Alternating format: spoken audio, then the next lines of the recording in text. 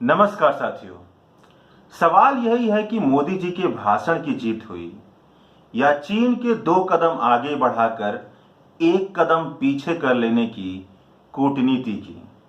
हुआ ये कि हमेशा की तरह मीडिया में नरेंद्र मोदी की खूब वाहवाही हो रही है।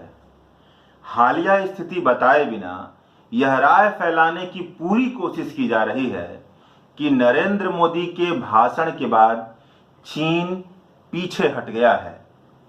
इस मुद्दे पर जुड़ी खबरों की हेडिंग पढ़कर तो ऐसा लगता है और यह निष्कर्ष निकल रहा है कि भारत के दबाव में आकर चीन ने अपने कब्जे वाले क्षेत्र को छोड़ दिया है। हेडिंग तो ऐसे हैं हिंदी अखबारों के कि कोई सामान्य पाठक पढ़कर यह निष्कर्ष भी निकाल सकता है कि भारत और चीन के बीच जो सीमा तनाव था वह पूरी तरह से खत्म हो चुका है और चीन ने अपने कदम पूरी तरीके से पीछे हटा लिए हैं। लेकिन क्या ऐसा ही हुआ है? क्या प्रधानमंत्री के भाषण के बाद चीन पीछे हटा है? क्या लाइन ऑफ एक्चुअल कंट्रोल का निर्धारण कर दिया गया है? क्या अजीत डोभाल की अगुवाई के बाद चीन ने अपने कदम पीछे हटाए हैं? ऐसे तमाम सवालों के जवाब के लिए हमें राय पढ़ने से पहले और यह राय शुमारी जानने से पहले कि नरेंद्र मोदी की वजह से सब कुछ हुआ, यह समझने की कोशिश करनी चाहिए कि आखिरकार क्या हुआ और किस तरीके से हुआ और क्यों हुआ।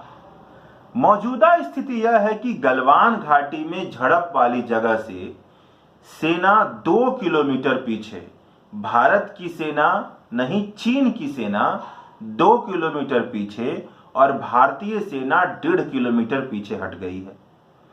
पहले भारतीय सेना पेट्रोल पॉइंट 14 तक, फिंगर पॉइंट 14 तक पेट्रोल कर पाती थी।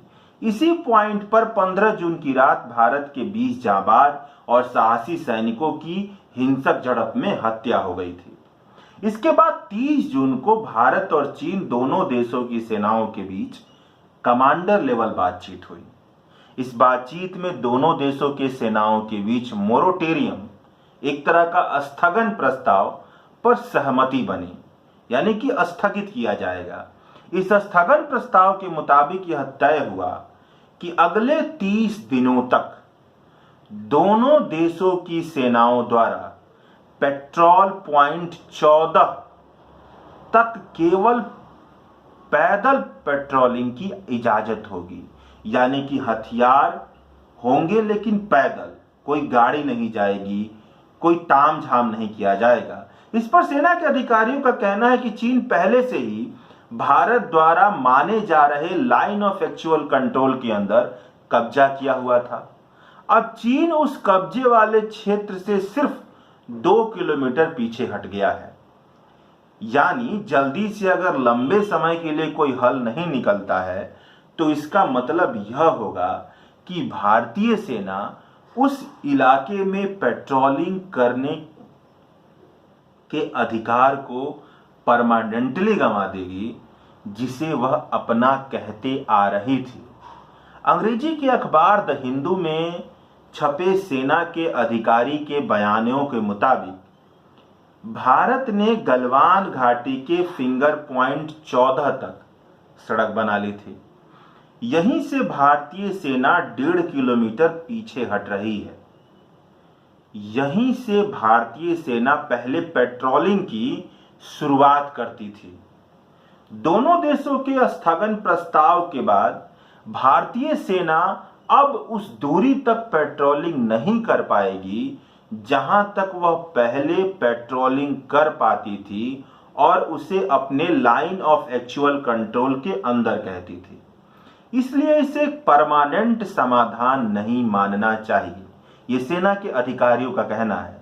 नहीं ऐसा होना चाहिए कि यह किसी परमानेंट समाधान की तरफ बढ़े, यानी उनका कहना है कि आगे बातचीत और होनी चाहिए। 15 जून को हुई हिंसक झड़प वाली जगह से 3.5 से 4 किलोमीटर इलाके को बफर जोन बना दिया गया है।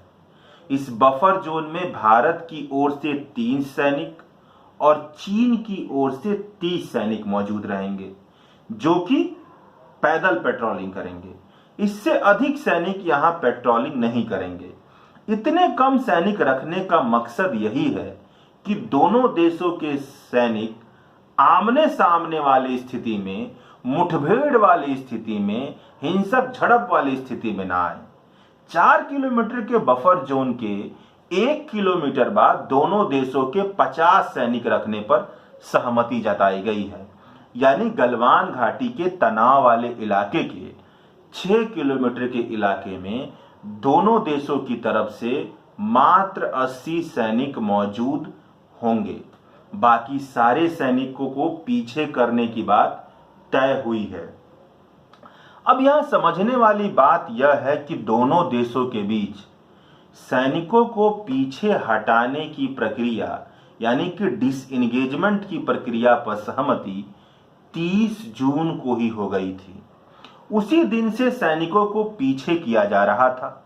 प्रधानमंत्री का लद्दाख का दौरा और वहां पर भाषण शुक्रवार को यानी 3 जुलाई को हुआ था और 5 जुलाई को दोपहर में भारत की तरफ से अजीत डोभाल स्पेशल रिप्रेजेंटेटिव बनकर और चीन की तरफ से वी लायांग के बाद दोनों देशों के बीच आधिकारिक तौर पर इसे स्वीकार कर लिया गया।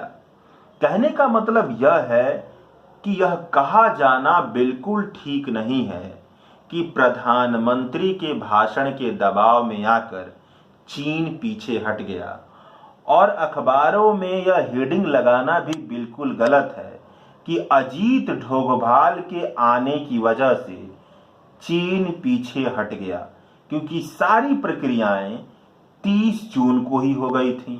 इसके साथ यह भी कहा जाना बिल्कुल ठीक नहीं है कि चीन के पीछे हटने के साथ भारत को वह जमीन मिल गई जिस पर भारत अपना दावा कर रहा था। इस पूरी वस्तुस्थिति स्थिति को समझने के बाद आप खुद सवाल पूछिए कि भारत जिस जमीन पर दावा कर रहा था, चीन ने वहां कब्जा जमाए रखा था। चीन उस जमीन से 2 किलोमीटर पीछे हट गया। भारत उसी जमीन से जहां पर अपना दावा ठोक रहा था उससे 1.5 किलोमीटर पीछे हट गया।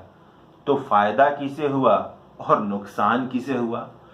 2 कदम आगे बढ़ाकर 1 कदम पीछे कर लेने से फायदा किसका होता है और नुकसान किसका? क्या भारत द्वारा दावा की जा रही जमीन भारत को मिल गई है? हाल फिलहाल कूटनीतिक तौर पर आगे कौन है, भारत या चीन, इसे आप समझ सकते हैं। यहीं पर रुक जाना चाहिए या भारत चीन के बीच सहयोग और शांति स्थापित करने के लिए उच्च स्तरीय बातचीत के जरिए सीमा तनाव के अस्थायी हल की तरफ बढ़ना चाहिए? यही सवाल है।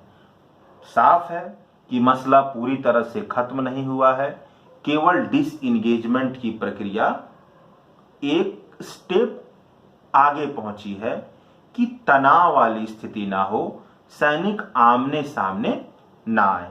यहां पर भी जानकारों का कहना है कि सैनिकों को बहुत ही ध्यान से अपने कदम पीछे हटाने पड़ेंगे, क्योंकि चीन ने हमेशा इस तरह की चाल चली है कि वो पीछे कह देने के बाद पीछे जल्दी हटता नहीं है। शुक्रिया। ये थी इस बड़ी खबर पर हमारी राय। अगर आपको पसंद आई है तो आप हमारा YouTube चैनल सब्सक्राइब कर सकते हैं, और अगर आपको पसंद नहीं आई है, कुछ कमियां हों, तो आप हमें बता सकते हैं। शुक्रिया। समय मिले, फुर्सत मिले तो देखते रहिए कट फुड़वा।